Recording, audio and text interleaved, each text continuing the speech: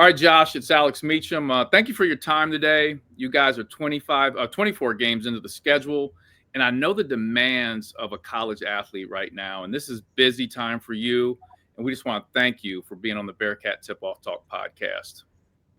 Yeah, thank you for having me. Excited to be here. Absolutely. Now, you arrived at UC as a Rivals top 150, plenty of accolades. Freshman year, you played in 29 of 36 games. Sophomore year, you played in 35 of 37 games. But, your minutes were up and down through freshman and sophomore year.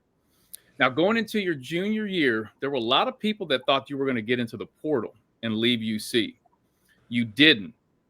And currently, that's paying off for you and this Bearcat basketball team. So my question, did you ever think during your freshman and sophomore year of getting in the portal and leaving UC? No, not really.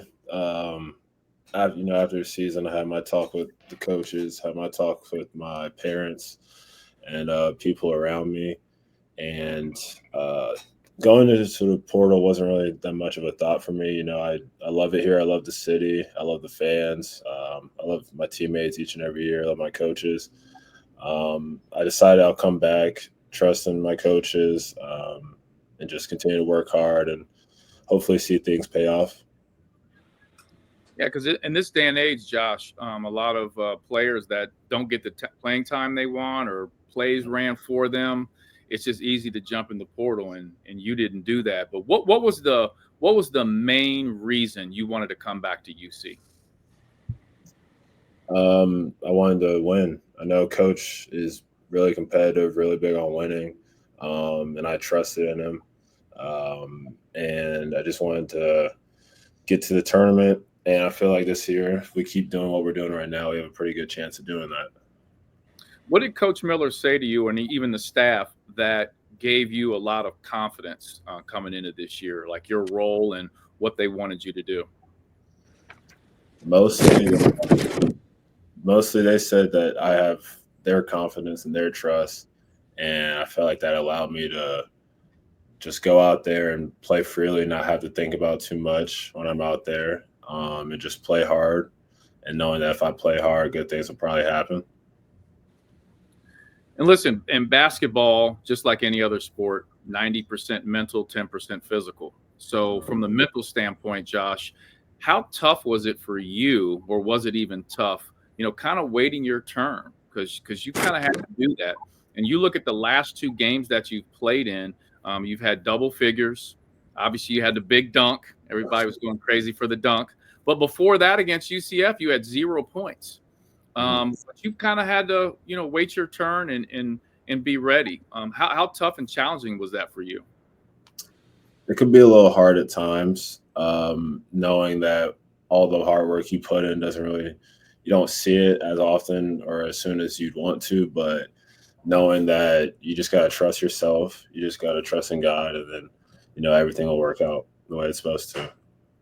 Because I know JT's obviously a big fan of yours, and he's always talked in our past podcasts how when you've come in the games, even your sophomore year and freshman year, you always have given valuable time. You've always done something that has helped this basketball team. So it's great to see, Josh, you getting those opportunities and really producing on the court. And at a time when the Bearcat basketball team was struggling, you've been a huge spark for this basketball team. So thank you. And JT? Oh, yeah. Yeah, for sure, man. So, yeah, thanks, Josh, for taking your time out to speak with us today. My question to you is, who do you model your game after? Like, is it like multiple people, or is it you got some family members? Like, who are the people that you try to, when you go on the court, you're showing a flash of them? Growing up, my favorite player was always James Harden. So especially in high school, I would try to copy some of his moves, do a little bit of what he does. But now I don't really say I would model my game after anyone. I just try to be myself. Yeah. So on the game against Utah, you had a step back three. So that was homage to James Harden. I was like, man, he acting a little different today, Yeah, I've been watching recently. So you been seeing him? You been seeing him out in L.A. He been getting. I think he had a 40 something point game like a couple weeks ago. So it's transferred over. The lefty love. I'm a lefty as well. So I always like seeing left-handed people prosper. What's up? So all right, Neil, let it go to you. Yeah, so Josh, obviously playing here at Cincinnati for now 3 years, just talk about the fan support here and what it means for you guys as players to kind of have that support. It's amazing. Each and every night, win or lose, the fans will come out and support us. Just hearing them just screaming for us every single night, cheering us on. I feel like they have a big role in us winning games, especially at home. Yeah, now on Tuesday night, I think it was right after you hit the step back three. Did you kind of hear the MVP chants break out there for you after that one? Yeah, I heard it. Did you have any thoughts on that as that went down? I try to block out that kind of stuff, but it was obviously nice hearing it. And I appreciate all the fan support and all of them showing us love. And then obviously having that kind of fan support, what has it been like for you on campus over the last few weeks, especially as you've seen your role in this team kind of increase, especially over the last 2 weeks?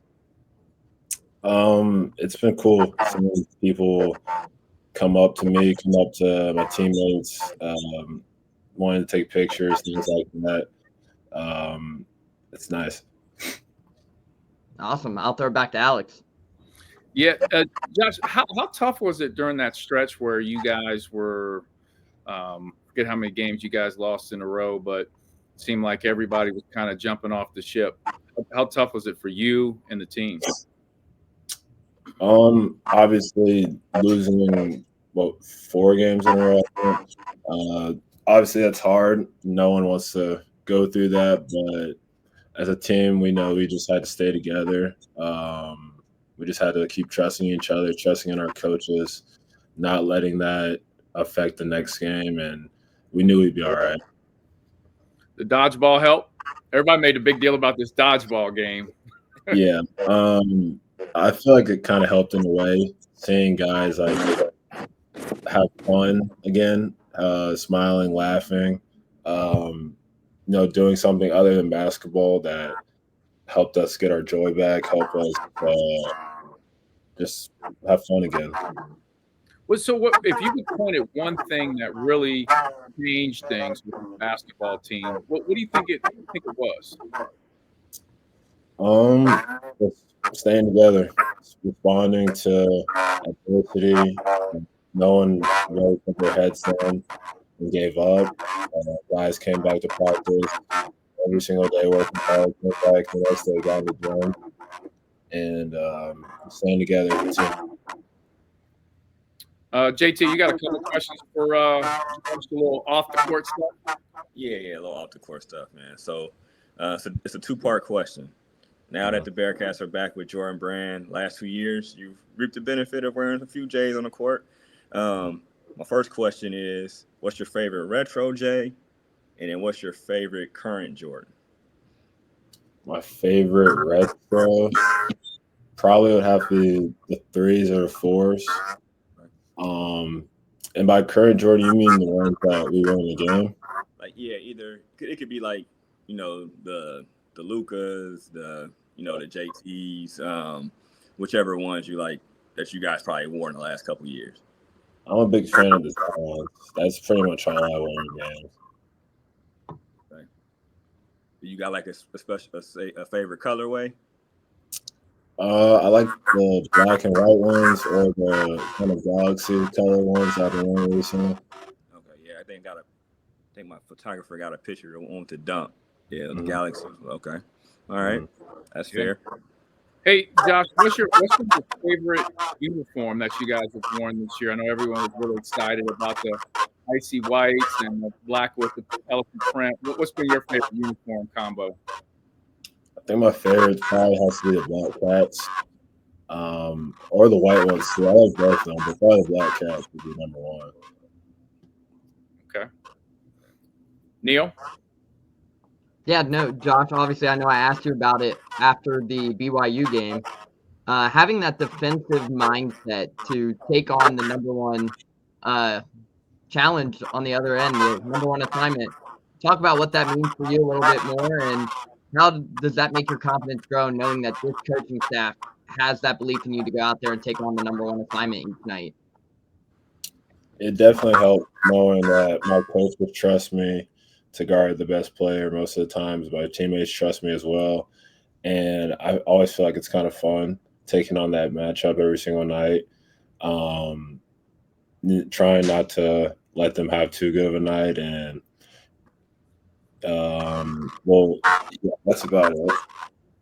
Now, you had a difficult challenge on Sunday with Igor Demin, obviously being a projected lottery pick. Who's been the most difficult player that you think you've had to guard throughout your college career? I was actually thinking about that a couple of days ago. Probably when we played Villanova, Eric Nixon, or this past game with Utah, Dave Malcolm, more so for him because the way he shot the ball and the way he never stopped moving off the ball. And trying to run through all those things would be a little difficult at times, but probably one of those two. Did you think on Tuesday night that there would be a time when you came in there that Gabe was finally going to miss some shots there, especially after missing his last 7? What did you guys do differently to allow him to kind of slow down there for you guys to steal that game on Tuesday night? We just tried to not let him get a shot off, but obviously he was able to do that most of the time. And when he was able to do that, we just tried to contest it as best as we could, and hopefully he missed. And for the last 7 threes, it helped us a lot. We could miss those and allowed us to go on a little run at the end there. And then obviously a big defensive kind of mindset for you. What were you able to learn from a guy like John Newman in recent years to kind of pick up that defensive edge? He's helped me a lot in the past couple of years, just talking to him off the court. Even now, I talk to him a little bit. He called me about a week ago, actually, and just seeing how he played defense last year and just trying to pick up a few things that he would do. Talking to him off the court, I feel like that really helped me become more of a better defensive player the past couple of years. Awesome. Yeah, that's all I got, man. Josh, you're starting to get a little bit of a cult following here at UC. You feel that? A little bit of what? Of a cult following. Like people are starting to get on that Josh Reed bandwagon. You feel it? Yeah, I do. I see stuff. My teammates always kind of show me things in the locker room. And the other night, seeing a guy wearing a shirt with my face on was kind of funny. Yeah, got to feel good. Before you get out of the University of Cincinnati, what are some individual goals that you want to accomplish? Individual goals. Obviously, I'm graduating early this year, so get my degree and then hopefully get another degree next year. And then for basketball, just continue to help my team win in any way possible. Just being that guy that people can rely on each and every night and helping my team win games. Yep. JT, I think you got to ask him a music question, man. All right. Being from Atlanta, who are you? Who is your current favorite artist? And then Atlanta's got a lot of history on the rap side, man. If you got a OG favorite as well. OG favorite would probably have to be Outkast, but current favorite overall probably I'm big into Rod Wave and Drake, and when I'm not listening to rap, I like listening to country a lot too. Being from the South, going to high school with a lot of people that listen to that kind of music, so I'm into country as well. Okay, who's your favorite on the country side then? Zach Bryan and Morgan Wallen. Okay. Curveball. Who's the best Atlanta rapper? Who's the GOAT? Atlanta GOAT. I gotta go with Gunna. Gunna. Gun is fired. Yeah. Mm-hmm. Okay. That's fair. That's fair. Well, listen, Josh, we want to thank you for coming on the Bearcat Football Talk podcast. And it's been fun watching your journey, man. I think it's good for young people to also follow your journey because you've got that stick to it.